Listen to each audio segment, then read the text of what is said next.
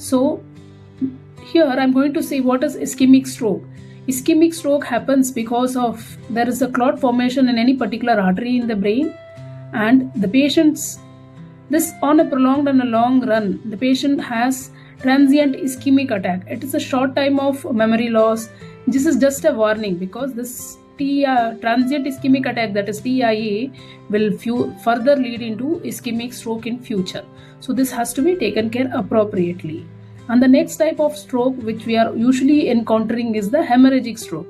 What happens here is because of the high blood pressure or the uncontrolled blood pressure, this particular endothelium wall of the blood vessels get ruptured because of the uncontrolled BP. This leads to the rupture of the blood vessel and causing bleeding. So in this both cases, there is absence of blood supply to a particular part of the brain.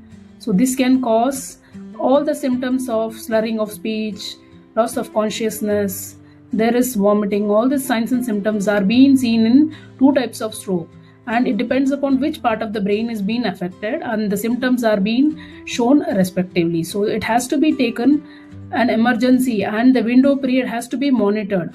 In case of hemorrhagic stroke, always before administrating TPA, that is tissue plasminogen activator, we need to assess with the CT, that is non-contrast CT of the brain, to just check whether there is no history of bleeding in the brain. So all these things has to be seen and kept in mind before administrating the tissue plasminogen activator.